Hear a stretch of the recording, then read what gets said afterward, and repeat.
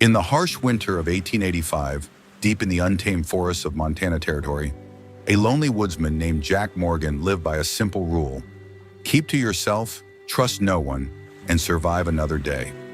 His cabin stood like a fortress against the world, surrounded by towering pines and bitter silence that had been his only companion for 5 long years.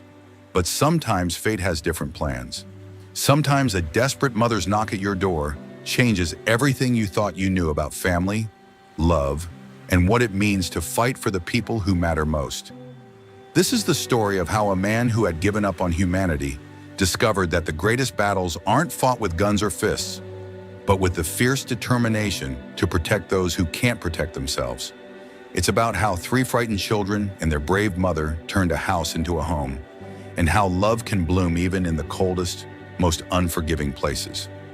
What you're about to hear isn't just a tale of survival in the Wild West.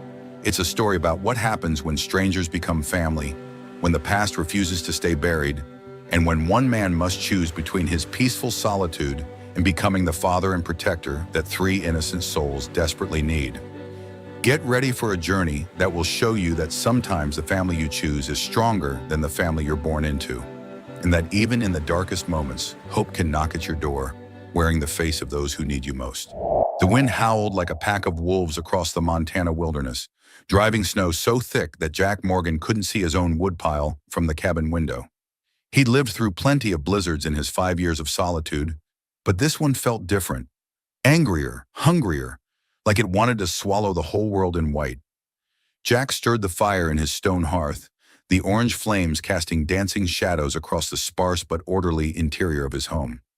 Everything had its place here, his rifle mounted above the door, his tools arranged neatly on hand-carved shelves, his few books stacked beside the single chair where he spent his evenings, whittling and trying not to remember what voices sounded like. At 35, Jack Morgan was a man carved from the same rough timber as the cabin he'd built with his own hands. His shoulders were broad from years of splitting logs and hauling lumber, his hands scarred from axe work and mountain living. His dark hair, touched with premature gray at the temples, fell across eyes that had seen too much war and lost too much peace. The beard he wore was practical rather than fashionable, protection against the cold that had become as much a part of him as his morning coffee and evening solitude. He'd been a soldier once, fighting in conflicts that seemed like someone else's memory now. When the war ended, he tried to return to civilian life, tried to fit back into a world that felt too loud, too crowded, too full of people who couldn't understand the weight he carried. So he'd come west, as far west as a man could go, and still be in Montana Territory, and built himself a life measured in the swing of an axe and the silence of falling snow. The knock at his door came so suddenly and so desperately that Jack nearly dropped his coffee cup. 3 sharp raps, then silence, then 3 more. Urgent, frantic, the sound of someone fighting against time itself.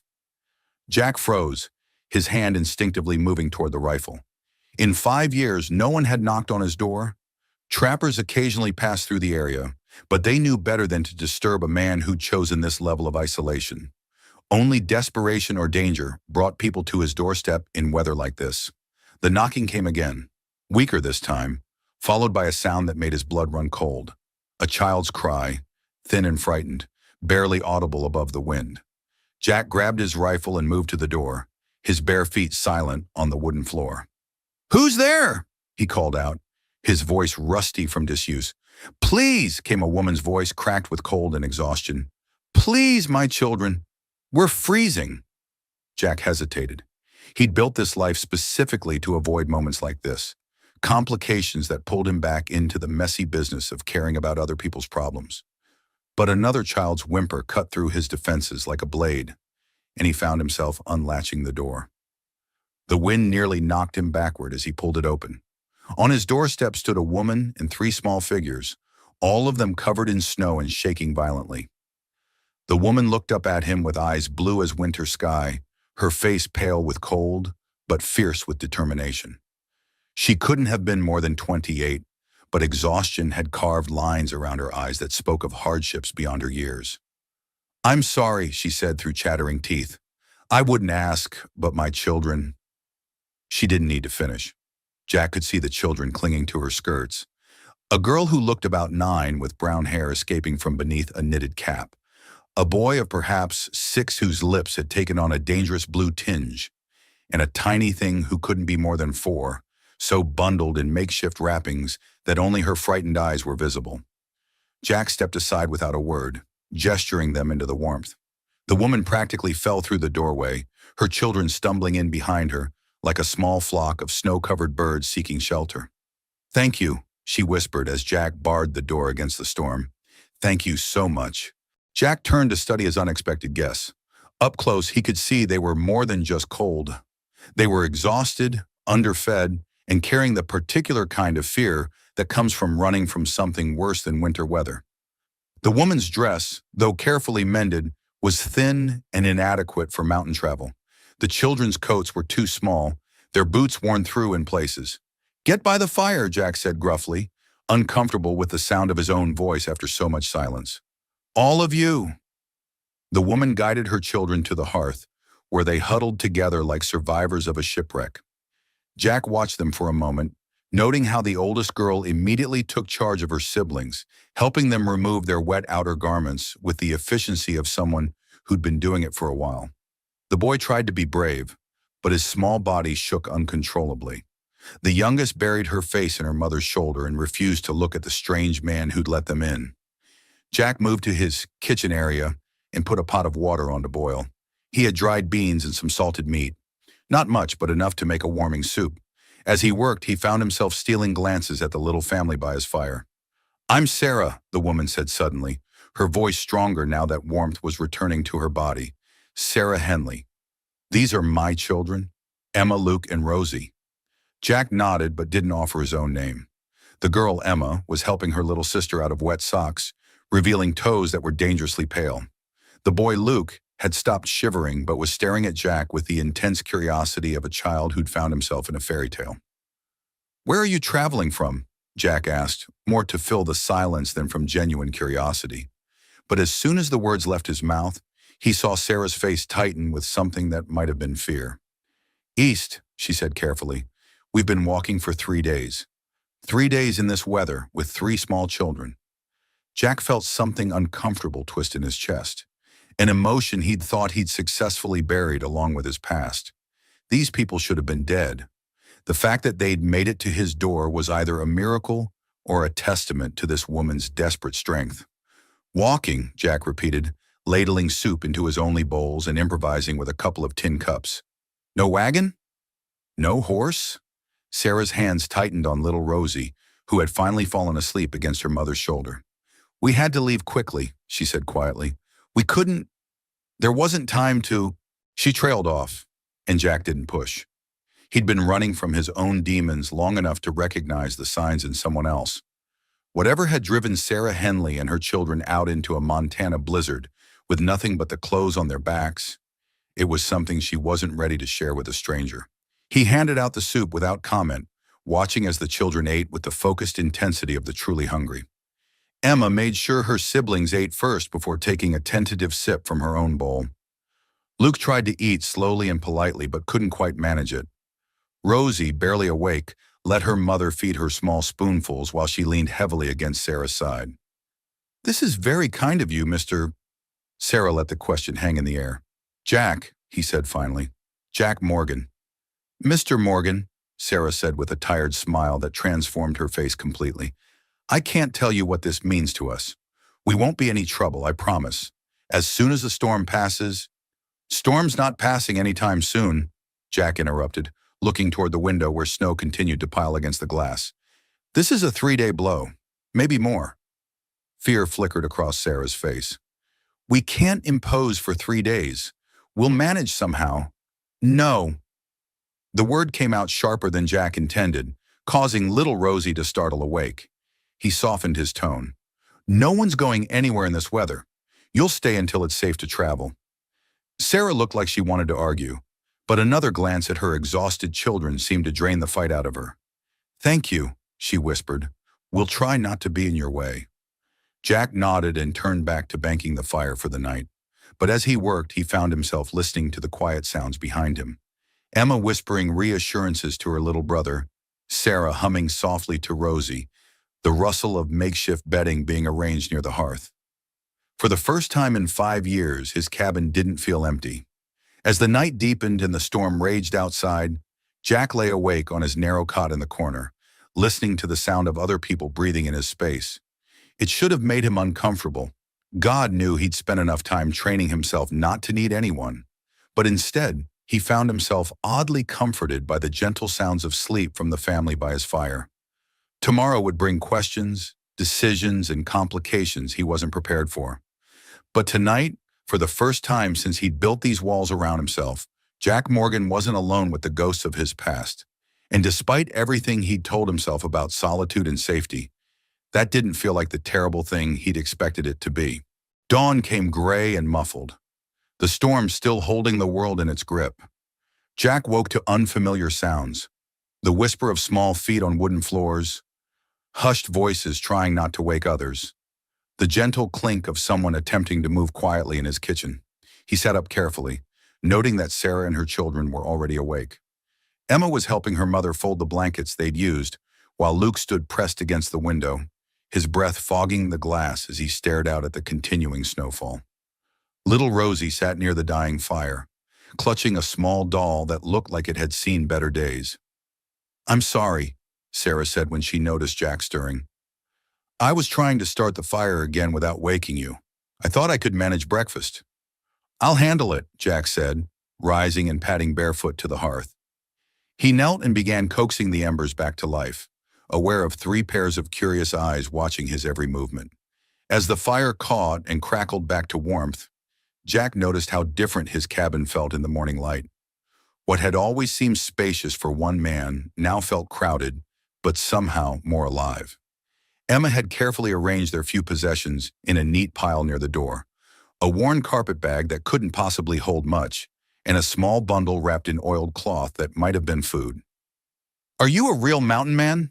Luke asked suddenly, his 6-year-old boldness overcoming his shyness. "Luke," Sarah warned, but Jack found himself almost smiling. "Something like that," Jack replied, adding wood to the fire. "What makes you think so?" "You have a big axe," Luke said seriously, "and you live all by yourself in the woods, and you have a beard." "Luke thinks all men with beards are either mountain men or pirates," Emma explained with the patient tone of an older sister who'd had this conversation before. "Pirates?" Jack raised an eyebrow. "We saw a picture in a book once," Emma said. "Before." She stopped abruptly, glancing at her mother with the careful look of a child who'd been warned about saying too much. Sarah's face tightened almost imperceptibly, and Jack felt that familiar prickle of unease. These people were definitely running from something. Jack put coffee on to boil and started mixing up a batch of flapjacks with his meager supplies. As he worked, he found himself stealing glances at the little family. In the daylight, he could see more clearly what the storm had hidden the night before. Sarah was younger than he'd first thought, probably not yet 30, but there was a wariness in her eyes that spoke of hard experience. Her clothes were well made but worn, the kind that had once been fine but had seen too much use and not enough care. Her hands, as she helped organize their few belongings, showed calluses that hadn't been there long, the marks of someone recently forced into harder work than she was accustomed to. The children, too, told a story in their careful manners and quiet voices. Emma moved with the careful efficiency of a child who'd learned to be responsible beyond her years. Luke tried to be brave but kept close to his mother and sister. And little Rosie hadn't spoken a word since they'd arrived, communicating only through gestures and the occasional whisper to her doll. "How long since you left? Wherever you came from?" Jack asked as he flipped flapjacks on his griddle. Sarah hesitated. "4 days," she said finally. "We've been walking for 4 days." "In this weather?" "The weather wasn't this bad when we started," Sarah said quietly. "We had some shelter the first 2 nights, an old trapper's cabin and then a cave. Last night was the first time we couldn't find anywhere to—" She trailed off, clearly reluctant to reveal how close they'd come to freezing to death in the open. Jack nodded and continued cooking, but his mind was working. 4 days of walking in winter weather with 3 small children. No wagon, no pack animals, minimal supplies. Whatever they were running from had sent them fleeing with almost nothing, and in a hurry. "Where are you headed?" he asked. "West," Sarah said vaguely. We had family in Oregon Territory. We thought—" She stopped again, and Jack noticed her hands were trembling slightly. Not from cold this time, but from something that might have been fear or exhaustion or both. "Oregon's a long way from here," Jack observed, "especially traveling on foot with children." "We'll manage," Sarah said with a firmness that didn't quite hide the uncertainty underneath. "We have to." Jack served breakfast in silence, watching as the children ate with the same desperate hunger they'd shown the night before. Whatever else was going on, these people had been without regular meals for more than just the past 4 days. After breakfast, as Sarah helped clean up despite Jack's protests, Luke wandered over to examine Jack's tools with the fascination of a boy who'd never seen such things up close. "What's this one for?" he asked, pointing to a draw knife. "Shaping wood," Jack replied. "For making handles, smoothing boards." "Can you make anything?" Luke wanted to know. "Most things a man needs," Jack said. "Tables, chairs, shelves. Built this whole cabin myself." Luke's eyes widened with admiration. "By yourself? All of it? All of it? Could you make a toy?" The question came so quietly, Jack almost missed it. He looked down at the boy, noting the careful way Luke had asked, like a child who learned not to expect much, but couldn't quite stop hoping. "What kind of toy?" "A horse," Luke said quickly, then glanced at his mother as if checking whether this was allowed. "I had a wooden horse once, but we had to— it got lost." Sarah's face tightened with pain, and Jack found himself nodding. "I could probably manage a horse." Luke's face lit up with the first real smile Jack had seen from any of them. As the morning wore on, the storm showed no signs of letting up. Jack found himself oddly comfortable with the presence of his unexpected guests. Emma helped with small tasks around the cabin, her young hands surprisingly capable. Luke peppered him with questions about everything from the tools to the trees outside, to whether Jack had ever seen a real bear. Even little Rosie seemed to be warming up slightly, watching Jack with curious eyes from the safety of her mother's lap. It was around midday, when Jack was showing Luke how to whittle a small block of wood, that Sarah finally broke. "Mr. Morgan," she said suddenly, her voice tight with the strain of keeping secrets. "I need to tell you something. About why we're here. About what we're running from." Jack looked up from guiding Luke's small hands on the carving knife. Sarah was standing by the window, her arms wrapped around herself, staring out at the endless snow. "You don't owe me explanations," Jack said carefully. "Yes, I do," Sarah replied, "because they might come looking for us, and if they do, you have a right to know what you're getting involved in." Jack set down the knife and gave her his full attention. Emma had stopped her quiet play with Rosie and was watching her mother with worried eyes. "My husband died 6 months ago," Sarah began, her voice steady but strained. "Thomas, he had problems, gambling problems. I thought I knew how bad it was, but after he died, I found out he owed money. A lot of money, to the kind of men who don't forget debts." Jack felt a cold certainty settling in his stomach. "How much money?" $3,000, Sarah whispered. "Maybe more. I'm not sure exactly, because he'd been hiding it from me, taking loans from one person to pay another. When he died, they all came calling at once. $3,000 was more money than most people saw in a lifetime. The kind of debt that didn't die with the debtor.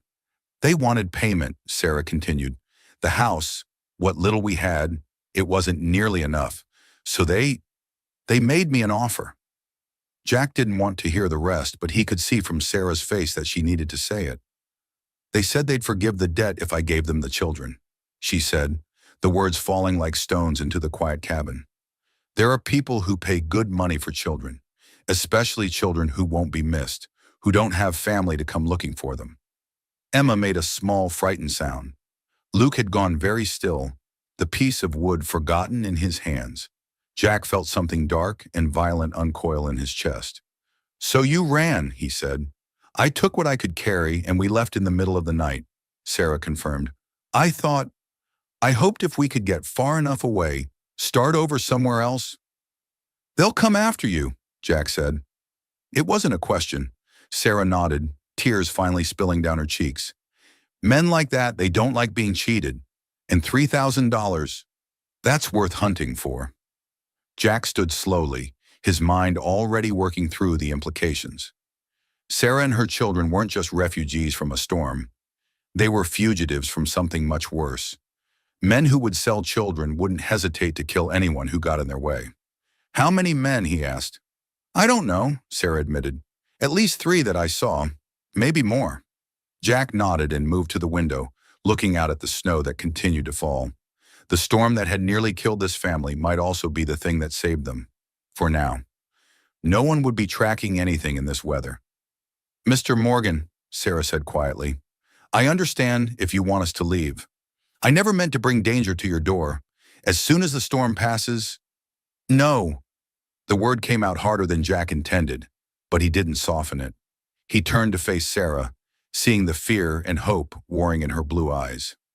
No one's taking these children anywhere, he said firmly. Not while they're under my roof. Sarah stared at him, and for a moment the only sound was the wind howling outside and the crackle of the fire. You don't understand, she whispered. These men, they're not just creditors. They're dangerous. They hurt people who get in their way. Jack's jaw tightened. So do I. The quiet certainty in his voice seemed to surprise Sarah. She looked at him more carefully, taking in the scars on his hands, the way he carried himself, the military precision with which he'd organized his isolated life. You were a soldier, she said. It wasn't a question. I was a lot of things, Jack replied. None of them gentle. Emma spoke up from beside the fire, her young voice carrying an authority that seemed too old for her years. Mama, we can't keep running forever, and this is the first place that's felt safe since... She didn't finish, but she didn't need to. Jack could see it in all their faces, the bone-deep exhaustion of people who'd been afraid for too long. We'll figure it out, Jack said, moving back to the fire and adding another log. One day at a time. For now, you're safe here. As if to emphasize his point, the wind howled again outside, rattling the windows and reminding them all that whatever dangers might be following, they couldn't get through a Montana blizzard any easier than Sarah and her children had. That afternoon, Jack found himself carving a small wooden horse, while Luke watched with fascination. Emma was helping her mother mend a tear in Rosie's dress, and the little girl was finally starting to venture more than a few feet from Sarah's side. It should have felt strange, having his solitude invaded by the soft sounds of family life. Instead, Jack found himself remembering things he'd thought he'd forgotten. The sound of his own sister's laughter, the warmth of his mother's kitchen, the feeling of being part of something larger than just survival. As evening approached and the storm continued its relentless assault on the world outside, Jack realized that somewhere in the space of 24 hours, his life had become irrevocably complicated. And for the first time in 5 years, he found himself caring more about protecting something than about protecting himself. The third day dawned with an eerie stillness that made Jack's ears ring after so much wind. The storm hadn't broken, but it had paused, as if gathering strength for another assault. Outside his window, snow lay piled higher than he'd seen in years, transforming his familiar landscape into an alien world of white curves and buried landmarks. Inside the cabin, something had shifted overnight. The desperate urgency of survival had given way to something that felt dangerously like comfort. Sarah moved around his kitchen with increasing confidence, somehow making his simple supplies stretch into meals that filled the cabin with warmth and good smells. The children had begun to treat the space not as a refuge, but as a temporary home. Jack found himself watching Emma as she carefully braided little Rosie's hair by the fire. The 9-year-old worked with the patient skill of someone who'd been taking care of others for longer than she should have. But there was something lighter in her movements today, as if the constant tension of the past few days was finally beginning to ease. "Mama," Rosie said softly, the first words Jack had heard her speak since they'd arrived. "Can we stay here forever?" Sarah's hands stilled on the bread dough she was kneading. "Oh, sweetheart, this isn't our home. Mr. Morgan is just being kind to us until we can move on." "But I like it here," Rosie continued with the stubborn logic of a 4-year-old. "It's warm, and Jack makes toys, and nobody's angry." Jack felt something twist in his chest at that last observation. Nobody's angry. What kind of life had these children been living that the absence of anger felt like luxury? Mr. Morgan has his own life, Rosie, Sarah said gently. He was living here all by himself before we came, and he'll go back to that when we leave. But even as she said it, Jack caught something wistful in Sarah's voice, as if the idea of leaving wasn't as clear-cut as she was trying to make it sound. Luke, who had been examining Jack's small collection of books with the reverence of a child who hadn't seen many, looked up suddenly. Jack, do you get lonely living by yourself? The direct question caught Jack off guard. I dot. He paused, considering his answer. 3 days ago, he would have said no without hesitation. Loneliness was the price of peace, and he'd been willing to pay it. But watching this family fill his space with life and laughter, he found his certainty shaken. Sometimes, he admitted finally, we could keep you company, Luke offered with the innocent generosity of childhood. Mama makes really good soup, and Emma knows lots of stories, and Rosie doesn't cry very much anymore. Luke, Sarah said softly, but there was no real rebuke in her tone. Jack found himself crouching down to the boy's level. That's a kind offer, Luke, but your mama's right. You have your own journey to make. Luke's face fell slightly, but he nodded with the resigned acceptance of a child who'd learned that good things were usually temporary. As the day progressed, Jack found himself drawn into the rhythms of family life in ways that surprised him. He showed Emma how to split kindling safely, her young hands growing more confident with each piece. He carved a small doll cradle for Rosie's beloved toy, watching her face light up with delight when he presented it to her. And he continued working on Luke's wooden horse, adding details and personality to what had started as a simple block of wood. Sarah, meanwhile, had taken over much of the domestic work with a natural efficiency that spoke of years of managing a household. She cooked, cleaned, and organized with the kind of quiet competence that made everything run smoother. But Jack noticed she often paused in her work to simply watch her children, as if she couldn't quite believe they were safe. It was during one of these quiet moments, as the children played near the fire, and Sarah stood watching them with that mix of love and worry that seemed to define motherhood, that Jack found himself really looking at her for the first time. In the light of his oil lamp, with her guard partially down and exhaustion temporarily held at bay, Sarah Henley was beautiful in a way that had nothing to do with fashion or artifice. Her blonde hair, pulled back in a simple bun, caught the light like spun gold. Her blue eyes held depths of strength and vulnerability that made something in Jack's chest tighten with an emotion he'd thought he'd buried, along with his capacity for caring about anyone. She caught him looking and smiled, a real smile this time, not the careful, grateful expression she'd been wearing since they arrived. They're good children, Jack said, feeling the need to fill the suddenly charged silence. They are, Sarah agreed. They've been through so much these past months, but they still believe good things are possible. I don't know how they manage it. They have a good mother, Jack said simply. Sarah's eyes filled with tears that she quickly blinked away. I don't know about that. A good mother wouldn't have let things get so bad. A good mother would have seen what Thomas was doing, would have protected them better. A good mother does what she has to do to keep her children safe, Jack replied firmly, even when that means walking into a blizzard with nothing but hope and determination. Sarah stared at him for a long moment, and Jack felt something pass between them, an understanding, maybe, or recognition of shared scars and similar strength. You weren't always alone, were you? She asked quietly. Jack's jaw tightened. I wasn't always alone. What happened? For a moment, Jack considered deflecting the question, the way he always did when people got too close to subjects he didn't want to discuss. But something about the quiet intimacy of the moment, the trust that Sarah had shown him by revealing her own story, made him want to offer something in return. I had a family once, he said slowly, a wife, a daughter. Sarah waited, not pushing, but clearly listening. Cholera outbreak in Kansas, Jack continued, the words feeling rusty from disuse. 1880, I was away on a job, building a barn for a neighbor. By the time I got back, he stopped, the familiar pain still sharp even after 5 years. I'm sorry, Sarah said softly. Jack nodded. That's when I came here. Couldn't stand being around reminders of what I'd lost. Figured it was easier to not care about anyone if there wasn't anyone around to care about. And has it been? Sarah asked. Easier. Jack looked around his cabin, taking in the scene that had become familiar over the past 3 days. Emma was reading to Luke from one of his books, her young voice careful with the bigger words. Rosie was making her doll dance in the cradle he'd made for her. Sarah stood near the stove, her presence somehow making the whole space feel warmer and more alive than it had in years. I thought it was, he admitted, until 3 days ago.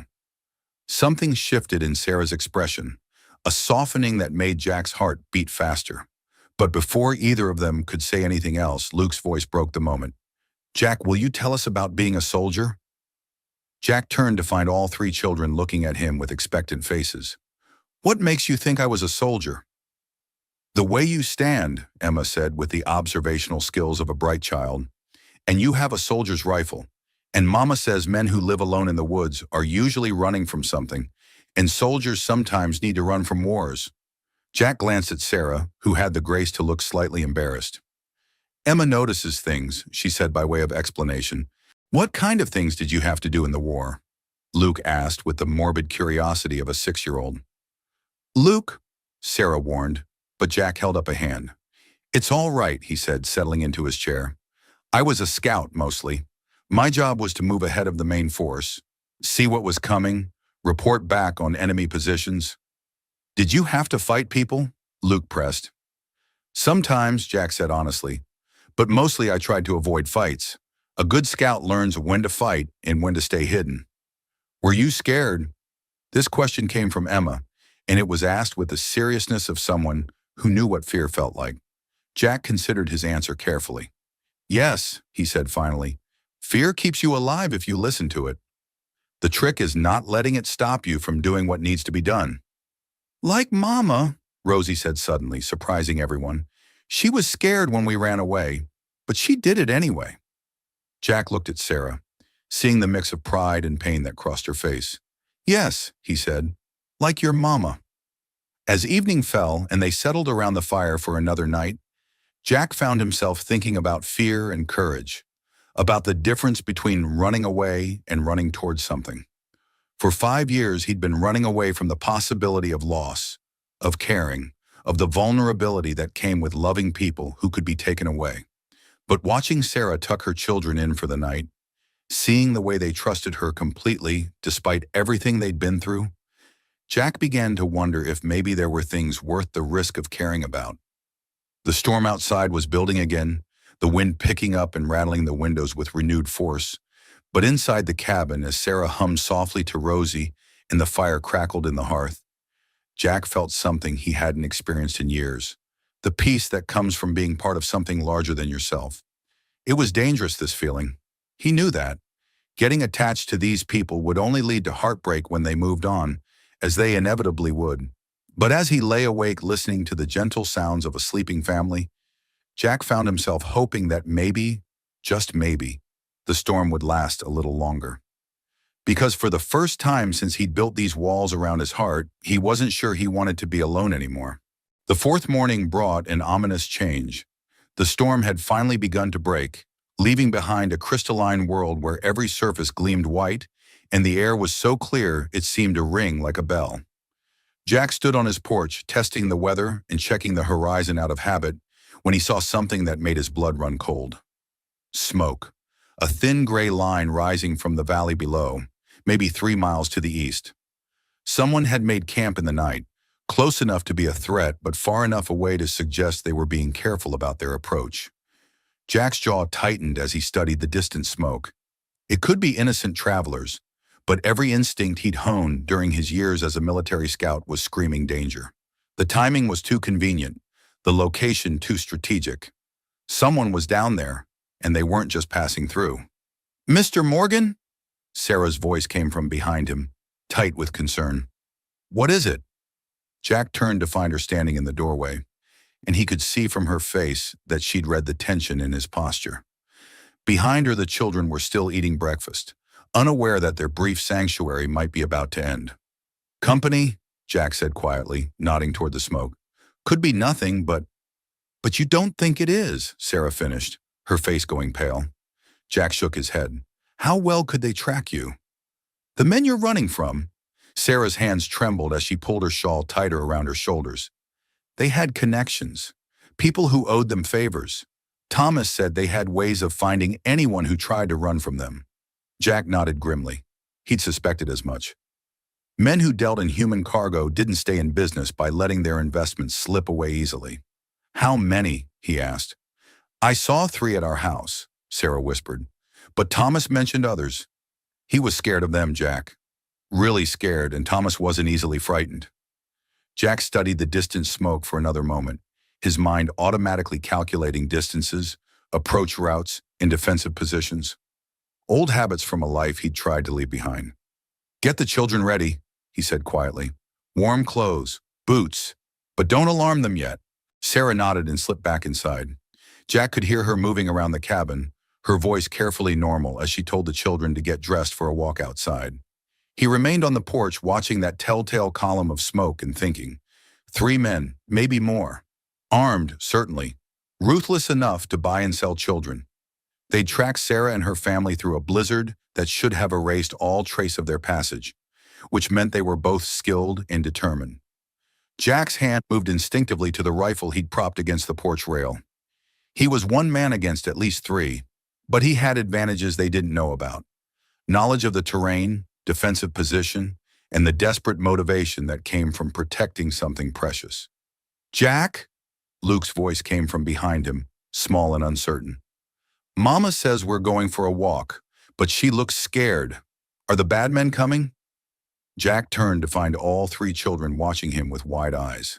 Despite Sarah's efforts, they'd picked up on the tension in the air. Children who'd been running for their lives developed sharp instincts for danger. Maybe, Jack said honestly. He'd learned that these children responded better to truth than to false reassurance. But if they are, we're going to be ready for them. Are you going to fight them? Emma asked, her 9-year-old voice steady but worried. If I have to, Jack replied. But first we're going to make sure you're all safe. He knelt down to their level, looking each child in the eye. Listen to me. Do exactly what your mom and I tell you to do, when we tell you to do it. No questions, no delays. Can you do that? All 3 children nodded solemnly. Good. Jack stood and shouldered his rifle. Sarah. She appeared in the doorway, her face pale but determined. We're ready.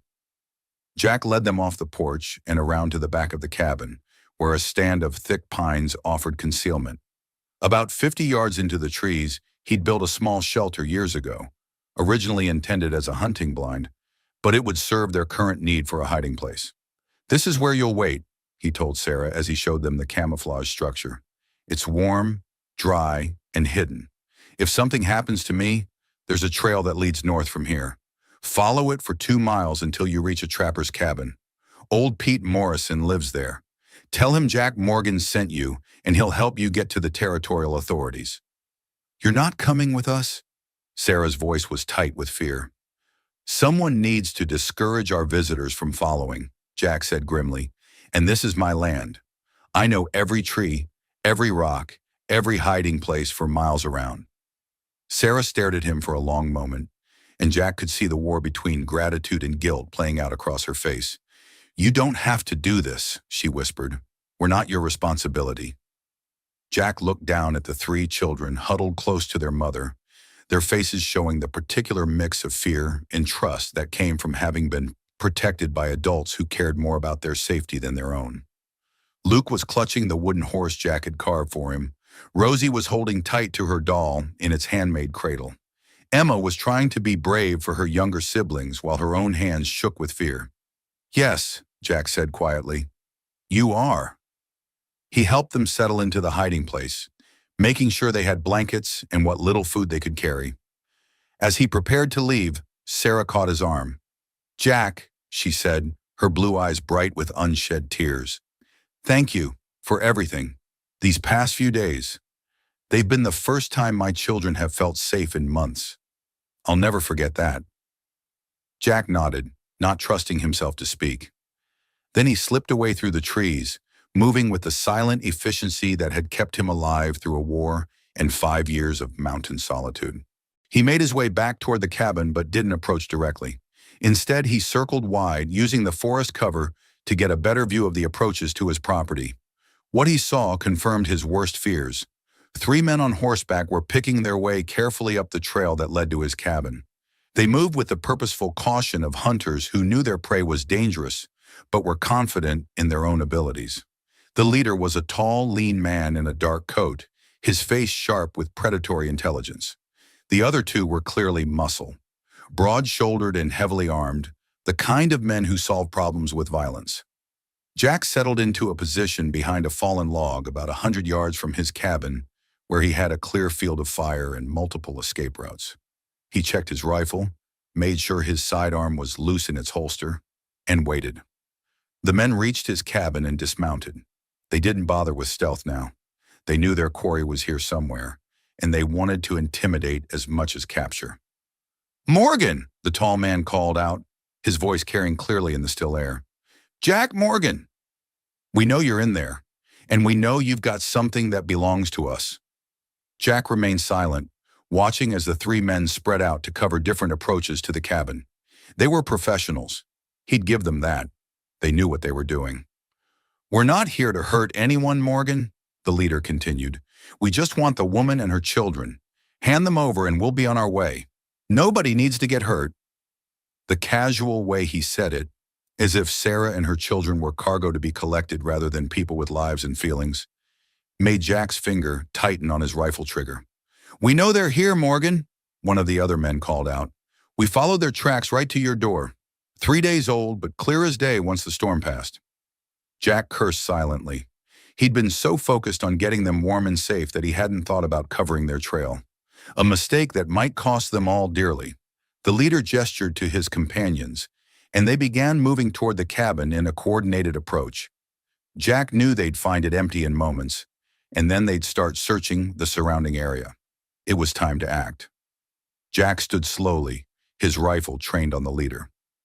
"That's far enough," he called out, his voice carrying the flat authority of a man who'd faced down danger before.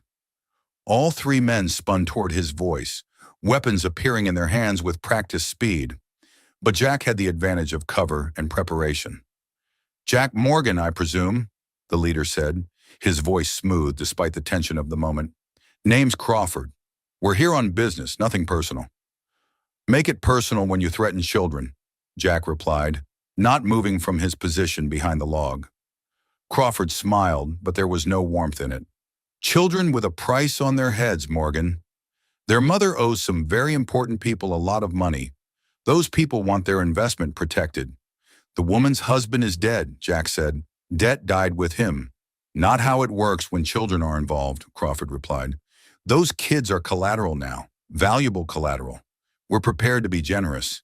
Give us the woman and children, and we'll pay you $1,000 for your trouble." Jack's blood ran cold at the casual way Crawford discussed selling children. "Not interested." Crawford's smile faded. "Then you're making this more difficult than it needs to be, Morgan. We've got legal papers. Sheriff's warrant. We're within our rights here." "Your rights end at my property line?" Jack said firmly. "Actually, they don't." Crawford reached into his coat and pulled out a folded document. "Federal Marshal's authority supersedes local jurisdiction." Jack felt a chill of doubt. If these men had legitimate authority, fighting them would make him an outlaw. But looking at their faces, seeing the cold calculation in their eyes, he knew they weren't lawmen. They were predators with forged papers and the confidence that came from always getting what they wanted. "Let me see those papers," Jack called out. Crawford laughed. "Come and get them, mountain man." It was the wrong thing to say. Jack had spent 5 years learning every inch of these woods, every sight line and hiding place. These men might be professionals, but they were working in his territory now. "Last chance," Jack said quietly. "Right away. Find some other way to settle your debts." "Can't do that, Morgan," Crawford replied. "Too much money involved, but I'll make you one more offer. Walk away now, and we'll pretend we never saw you. Stay, and things are going to get messy." Jack's response was to chamber around in his rifle, the sharp metallic sound echoing clearly in the still air. Crawford sighed dramatically. Your funeral, mountain man. The fight that followed was brief but vicious. Jack's first shot took down one of Crawford's men before they could find cover. The return fire splintered wood from the log he was hiding behind. But Jack was already moving, using the forest cover he knew better than his own heartbeat. Crawford was shouting orders, trying to coordinate a search pattern, but his remaining man was clearly rattled by the sudden violence. They'd expected to intimidate a hermit, not fight a war veteran who knew the terrain like the back of his hand. Jack used their confusion to his advantage, moving like a ghost through the trees and picking his shots carefully. When the shooting finally stopped, Crawford lay wounded by the cabin steps, his remaining companion dead, and Jack stood over them with his rifle trained on the survivor. Now, Jack said quietly, let's talk about those papers.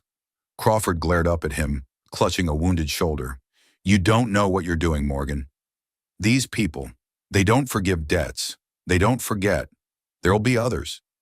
Then they'll end up like your friends, Jack replied calmly. Now, where are those federal papers? Crawford's laugh was bitter. What papers? You think we need real authority to take what we want out here?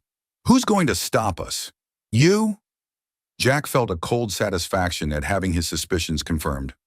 Already did. He bound Crawford's wounds, not out of kindness, but because he needed the man alive to carry a message back to whoever had sent him. When he was done, he helped the wounded man onto his horse. You tell your bosses that Sarah Henley and her children are under my protection now, Jack said, his voice carrying the flat certainty of absolute resolve. Anyone else who comes looking for them better be prepared for the same reception you got. Crawford clutched his reins with his good hand, his face pale with pain and fury. This isn't over, Morgan. Yes, Jack said quietly. It is. He watched Crawford ride away, hunched over his saddle horn and leaving a trail of red drops in the snow. Then Jack turned and began the grim task of dealing with the two bodies. He dragged them deep into the woods, where the scavengers would handle the disposal. Their horses he turned loose. They'd either find their way back to wherever they'd come from, or some trapper would benefit from the windfall. By the time he made his way back to the hidden shelter where Sarah and her children waited, the sun was setting and Jack felt every one of his 35 years. The familiar weight of violence settled on his shoulders, like an old coat he'd hoped never to wear again. Jack? Sarah's voice was barely a whisper as he appeared through the trees. It's over, he said simply. For now. Sarah burst into tears then, the relief and terror of the day finally overwhelming her careful control. The children clustered around him, Luke clutching at his leg while Emma asked rapid-fire questions about what had happened. Even little Rosie reached out to touch his hand, as if reassuring herself that he was real and safe. As they made their way back to the cabin through the gathering darkness, Jack found himself thinking about Crawford's parting words. This wasn't over. There would be others. Men like that didn't give up easily when this much money was involved. But looking at the family walking beside him, seeing the way the children trusted him completely, and the way Sarah looked at him like he'd given her back hope itself, Jack realized he didn't care how many others came. He'd found something worth fighting for again, and this time he wasn't going to let anyone take it away. 3 weeks passed in deceptive peace after Crawford's failed attempt to reclaim what he considered his property. Jack used the time to prepare for what he knew was coming. Men like Crawford's employers didn't accept defeat gracefully, especially when it cost them money and reputation. They would be back, and next time they would come prepared for a fight. Jack spent his days reinforcing the cabin's defenses, digging strategic positions in the surrounding woods, and teaching Sarah how to handle a rifle. She proved to be a quick learner, her hands steady despite her obvious distaste for violence. The children, meanwhile, settled into a routine that felt dangerously like normal family life. Emma had taken over much of the cooking, freeing Sarah to help with the defensive preparations. Luke followed Jack everywhere, absorbing lessons in tracking, hunting, and woodcraft with the intense focus of a boy who'd found his hero. And little Rosie had begun talking more, her shy voice gradually filling the cabin with questions, observations, and the kind of innocent chatter that made Jack remember why children's laughter was worth fighting for. But beneath the surface normalcy, tension simmered. Sarah jumped at unexpected sounds. Jack found himself checking the horizon constantly, and all of them knew that their peaceful interlude was borrowed time. The end came on a cold February morning when Jack spotted smoke from not one but 3 different campsites in the valley surrounding his property. This time, Crawford's employers weren't taking any chances. They'd sent an army. "How many?" Sarah asked quietly as she joined Jack on the porch, her rifle held with the competence he'd taught her over the past weeks. "At least a dozen," Jack replied, his jaw tight with grim resolve. "Maybe more. They've got us surrounded." Sarah's face went pale, but her voice remained steady. "What do we do?" Jack looked back at the cabin where the children were having breakfast, their young voices a reminder of what was at stake. "We make our stand." The attack came at noon, coordinated and professional. Men emerged from the tree line on 3 sides, moving with military precision toward the cabin. Jack recognized the tactical formation. These weren't just hired thugs anymore. Crawford's employers had sent professional soldiers, men who knew how to fight and weren't afraid of casualties. But Jack had advantages they didn't know about. 3 weeks of preparation had turned his property into a fortress. Hidden rifle pits commanded all the approaches. Carefully placed obstacles channeled any attack into killing zones. And Jack himself was fighting on ground he knew intimately, defending people he'd come to love more than his own life. The battle was fierce and chaotic. Gunfire echoed through the valley as Jack moved between his prepared positions, picking his targets carefully and making every shot count. Sarah proved her worth, covering the cabin's vulnerable back approach with deadly accuracy. Even Emma helped, loading rifles and keeping watch from the cabin's reinforced windows. But despite their preparations and determination, Jack knew they were outnumbered. For every attacker he brought down, others kept coming.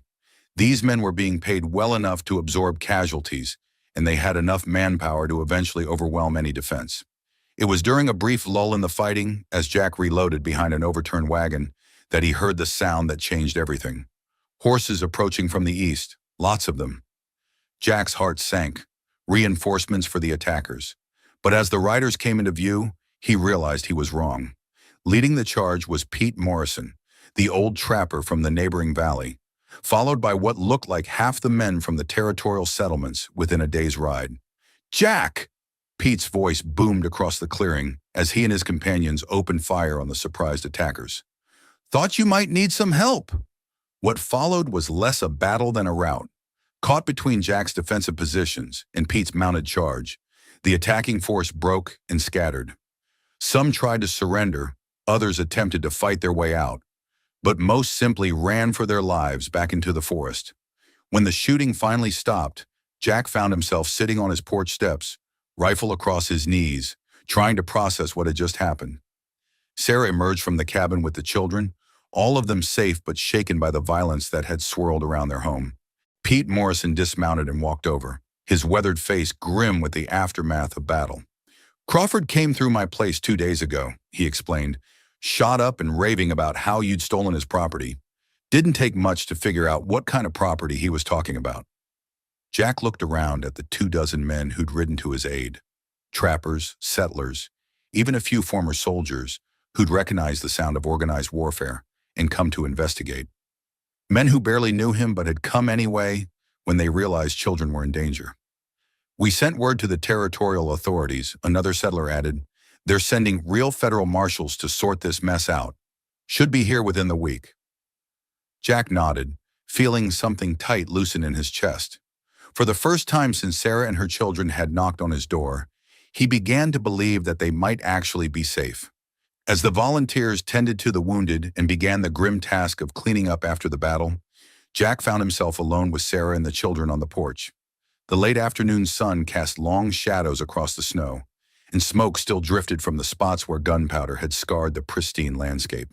"Is it really over?" Emma asked, her young face showing the strain of too much violence and uncertainty. "Yes," Jack said firmly. "It's really over." Luke, who had been unusually quiet since the shooting stopped, suddenly looked up at Jack with eyes that seemed too old for his 6-year-old face. "Jack, are you going to stay with us now? Forever?" The question hung in the air between them, weighted with hope and fear in equal measure. Sarah was watching Jack carefully, and he could see his own emotions reflected in her blue eyes. Love, uncertainty, and the fragile beginning of something that might be called forever. "Do you want me to stay?" Jack asked quietly. "Yes." The answer came from all three children simultaneously, their voices overlapping in their eagerness. Jack looked at Sarah, asking the real question with his eyes. She smiled then, the first completely unguarded smile he'd seen from her since that first night when fear had driven her to his door. "We all want you to stay," she said softly, "if you'll have us." Jack felt something in his chest expand, as if his heart was remembering how to hope again. "This is your home now," he said, the words feeling right in a way that surprised him with their certainty. "All of yours, for as long as you want it." Little Rosie climbed onto his lap with the casual confidence of a child who had claimed him as family. "Does that mean you're our papa now?" she asked with 4-year-old directness. Jack looked down at her serious little face, then up at Emma and Luke, who were watching him with identical expressions of hope. Finally, his eyes met Sarah's, and he saw everything he needed to know in her gentle smile. "If that's what you want," he said quietly. "That's what we want," Emma said firmly, speaking for all of them. As evening fell, and the volunteers departed with promises to check in regularly, Jack found himself sitting by the fire with his new family gathered around him. Sarah was mending one of Luke's shirts while Luke himself worked on a wood carving project Jack had started him on. Emma was reading to Rosie from one of Jack's few books, her young voice patient with the difficult words. It should have felt strange, this sudden transformation from solitary hermit to family man. Instead, it felt like coming home after a long, cold journey through empty country. "Jack?" Sarah's voice was soft, barely audible above the crackling fire. "Yeah. Thank you. For fighting for us. For giving us a home. For ... She paused, searching for words. "For making us a family." Jack reached over and took her hand, their fingers intertwining with the easy familiarity of people who'd chosen each other deliberately and completely. "Thank you," he replied, "for knocking on my door."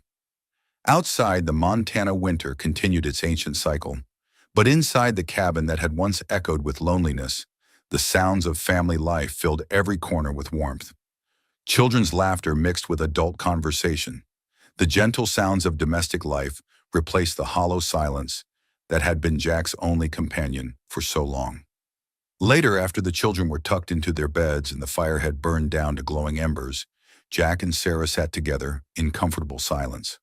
They didn't need words to acknowledge what had happened between them, how 5 strangers had become a family through shared danger, mutual protection, and the kind of love that grows not from passion, but from choosing to care for each other every single day. "What happens now?" Sarah asked eventually. Jack considered the question, thinking about the challenges that lay ahead. There would be legal formalities to handle when the federal marshals arrived. They'd need to expand the cabin to properly accommodate their growing family. He'd have to teach the children everything they need to know about mountain life, about protecting themselves and each other. But underneath all the practical concerns was something simpler and more profound.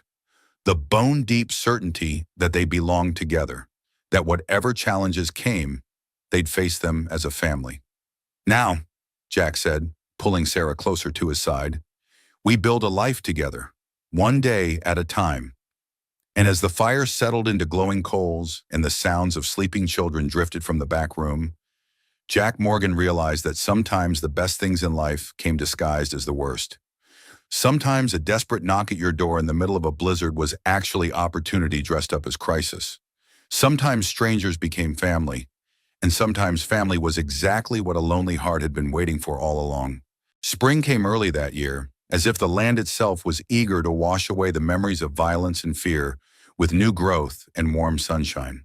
By April, the snow had retreated to the highest peaks, and the valley around Jack's cabin bloomed with wildflowers and the sweet promise of new beginnings. The federal marshals had come and gone, leaving behind official documents that made Sarah a free woman and her children legally safe from anyone who might try to claim them as property. The investigation into the debt collection scheme had uncovered a network of corruption that reached from the gambling halls of Chicago to the territorial courts, resulting in arrests and prosecutions that would keep men like Crawford's employers locked away for years to come. But for Jack and his family, the legal resolution was less important than the deeper transformation that had taken place over the long winter months. What had begun as temporary shelter had evolved into something permanent and precious. A home built not on blood relations, but on choice, commitment, and the kind of love that grew stronger through shared struggles. Jack had spent the winter expanding the cabin, adding 2 new rooms and a proper kitchen that could accommodate their growing family's needs. Emma now had her own small space, decorated with wildflowers and the books that Jack ordered from the territorial capital. Luke and Rosie shared a room filled with toys Jack had carved and the comfortable clutter of children who felt safe enough to spread their belongings around. And Sarah had transformed from a desperate refugee into the heart of their home, bringing order and warmth to every corner of their lives. She tended a garden that provided fresh vegetables, managed their household with quiet efficiency, and filled the cabin with the kind of gentle domestic rhythms that made Jack understand why men fought wars to protect what they loved. It was on a particularly beautiful morning in late April, as Jack taught Luke how to properly maintain a fishing line while Emma and Rosie picked wildflowers nearby, that Sarah made her announcement. "I've been thinking," she said, settling onto the blanket they'd spread by the creek for their family picnic, "about names." Jack looked up from the tangle of fishing line Luke was determinedly working through. "What about names?" "The children's names," Sarah clarified.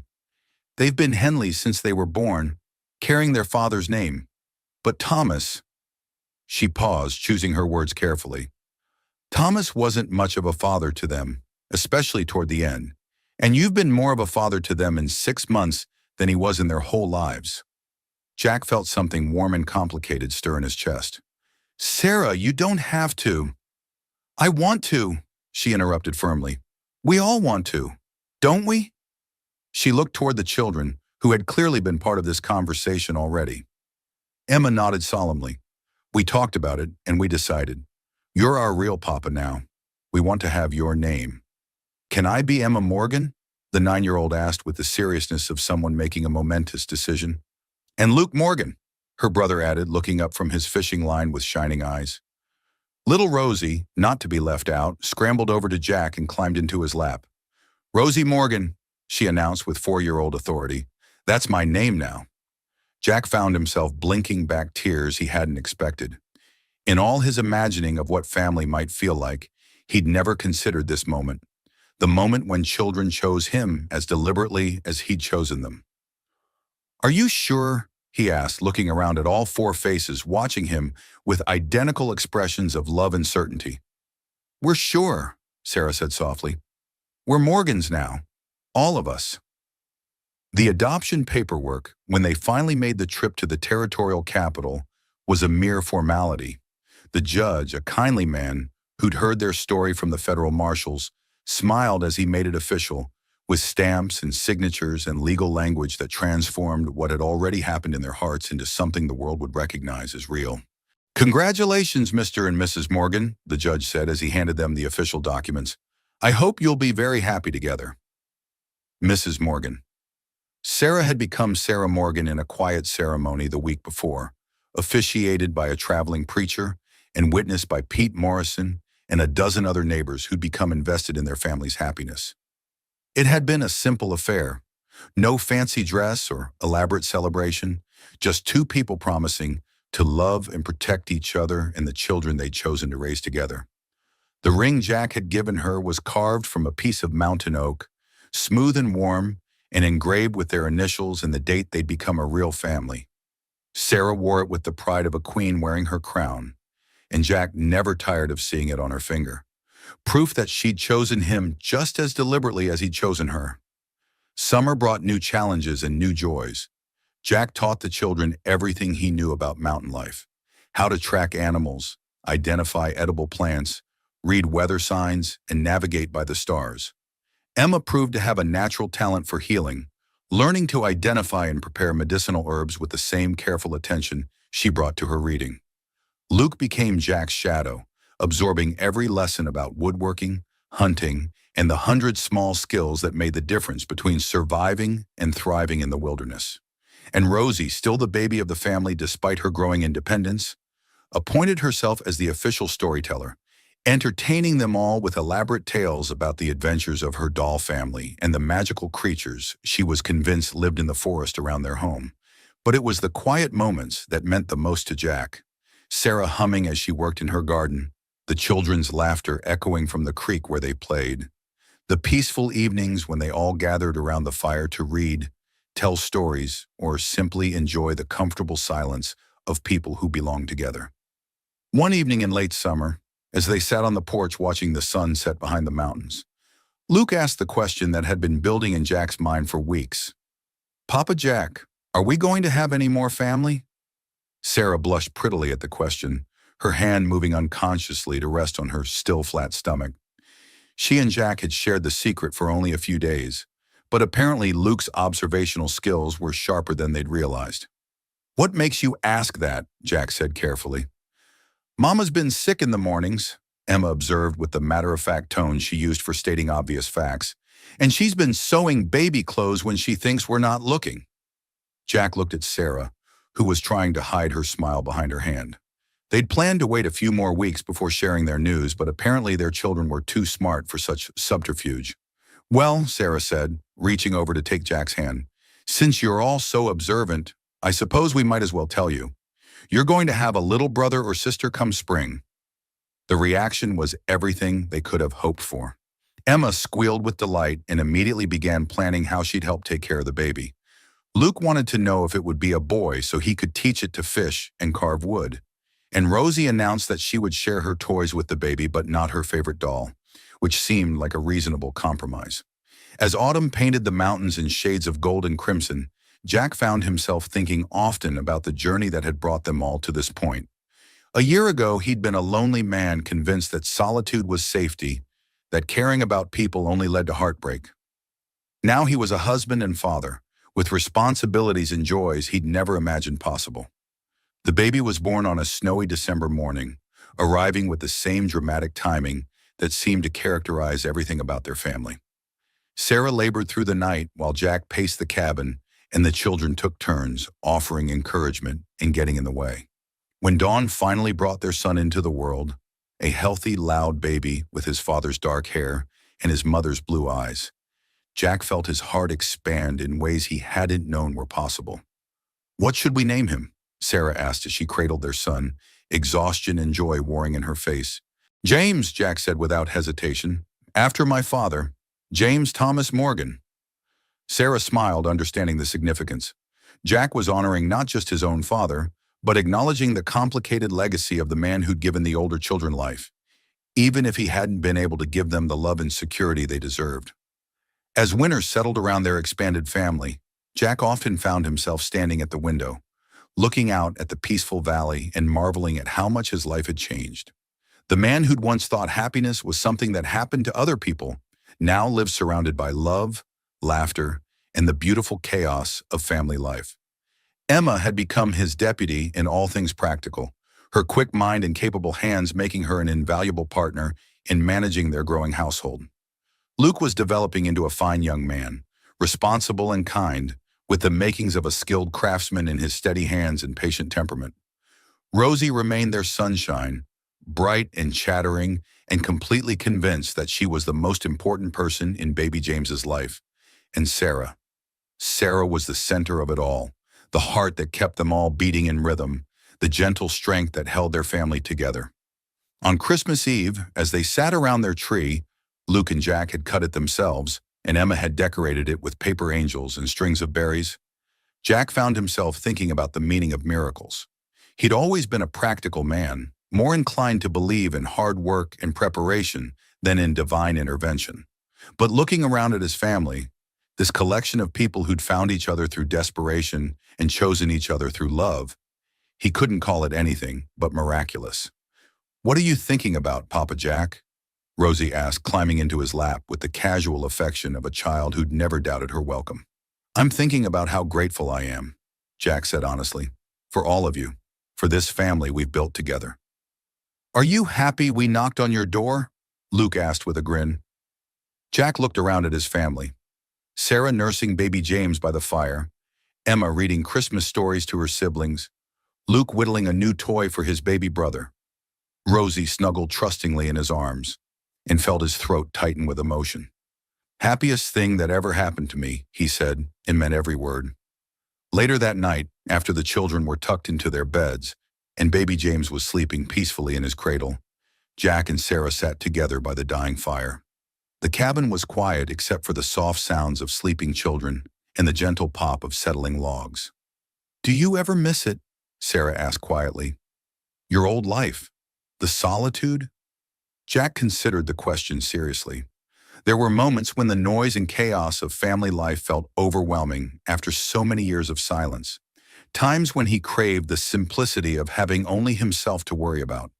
But those moments were fleeting, overwhelmed by the deep satisfaction of being needed, of having people to protect and provide for, of knowing that his life had meaning beyond mere survival. "Never," he said firmly. "Not for a single day." Sarah smiled and leaned against his shoulder, her warmth a familiar comfort. "Good," she said, "because we're not letting you go back to being a hermit. You're stuck with us now." "Forever?" Jack asked, echoing the word Rosie had used so often in those early days. "Forever," Sarah confirmed. And as the fire burned down to glowing embers and the mountain wind sang softly around their home, Jack Morgan closed his eyes and listened to the sound of his family sleeping safely around him. 5 people who'd knocked on his door during the worst storm of the winter and stayed to become the best thing that had ever happened to him. Sometimes, Jack thought drowsily, the best gifts came wrapped in the most unlikely packages. Sometimes strangers became family, and sometimes family was exactly what a man's heart had been waiting for all along. Forever had never sounded so good. Thank you for joining the Morgan family on their incredible journey from strangers to forever family. If this heartwarming tale of love, courage, and second chances touched your heart, we'd love to hear from you in the comments below. Where are you watching from? Have you ever experienced the kind of chosen family that Jack and Sarah built together? Share your story with our community, because just like the Morgans learned, sometimes the most powerful bonds are the ones we choose to create. Don't forget to subscribe and hit that notification bell so you never miss our heartwarming Wild West stories of family, courage, and love conquering all. Your support helps us bring you more tales of ordinary people doing extraordinary things in the untamed frontier. And remember, sometimes the most important knock at your door comes from someone who needs exactly what you have to give. Sometimes strangers become family, and sometimes the family you choose is stronger than the family you're born into. In a world that can feel cold and uncertain, never underestimate the power of opening your door and your heart to those who need shelter from life's storms.